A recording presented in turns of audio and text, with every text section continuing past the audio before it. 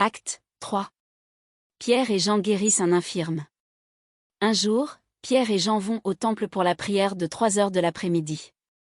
Près de la porte du temple appelée « la belle porte », il y a un homme infirme depuis sa naissance.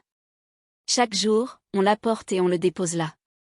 Il demande de l'argent à ceux qui entrent dans le temple. L'infirme voit Pierre et Jean qui vont entrer, il leur demande de l'argent. Pierre et Jean tournent les yeux vers lui et Pierre lui dit « Regarde-nous ». L'homme les regarde avec attention. Il pense, ils vont me donner quelque chose. Pierre lui dit, je n'ai pas d'argent, je n'ai pas d'or, mais ce que j'ai, je te le donne, au nom de Jésus-Christ de Nazareth, lève-toi et marche. Pierre prend l'homme par la main droite pour l'aider à se lever. Aussitôt les pieds et les chevilles de l'infirme deviennent solides. Il se lève d'un bond et se met à marcher. Il entre avec Pierre et Jean dans le temple, il marche, il saute, il chante la louange de Dieu. Toute la foule le voit marcher et chanter la louange de Dieu. Les gens le reconnaissent, c'est lui qui était assis à la belle porte du temple pour mendier. Alors ils sont effrayés et très étonnés à cause de ce qui est arrivé à l'infirme. Pierre parle à la foule dans le temple. L'homme ne quitte plus Pierre et Jean. Toute la foule est très étonnée, elle court vers eux, le long des colonnes appelées « colonnes de Salomon ». En voyant cela, Pierre dit à la foule, « Frères israélites, ce qui est arrivé vous étonne ? Pourquoi donc ? Pourquoi est-ce que vous nous regardez de cette façon ? Vous avez l'air de penser, c'est Pierre et Jean qui ont fait marcher cet homme, parce qu'ils sont eux-mêmes puissants et fidèles à Dieu. Mais non. Le Dieu d'Abraham, d'Isaac et de Jacob, le Dieu de nos ancêtres, a donné de la gloire à son serviteur Jésus. Vous l'avez livré, vous l'avez rejeté devant Pilate. Pourtant celui-ci avait décidé de le libérer. Vous avez rejeté celui qui est saint et juste et vous avez demandé que Pilate vous libère un assassin.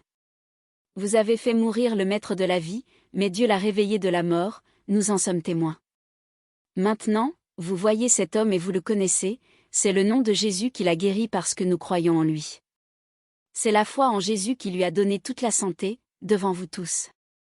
Pourtant, frères, je le sais bien, vous et vos chefs, vous avez agi de cette façon parce que vous ne saviez pas la vérité.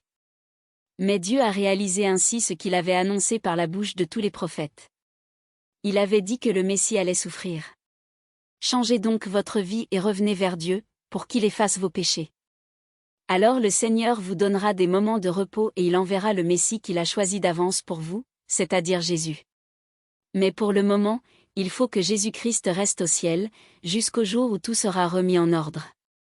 Depuis longtemps, Dieu a annoncé cela par la bouche des saints prophètes. En effet, Moïse a dit, « Le Seigneur votre Dieu vous enverra un prophète comme moi, ce sera un de vos frères. Vous écouterez tout ce qu'il vous dira. Ceux qui ne l'écouteront pas ne feront plus partie du peuple de Dieu et ils mourront. » Et les prophètes qui ont parlé depuis Samuel ont tous annoncé, l'un après l'autre, ce qui arrive ces jours-ci. C'est pour vous aussi qu'ils ont parlé. Dieu a fait alliance avec vos ancêtres, quand il a dit à Abraham, « Par les enfants de tes enfants, je bénirai toutes les familles de la terre. » Et cette alliance est pour vous. C'est d'abord pour vous que Dieu a fait venir son serviteur.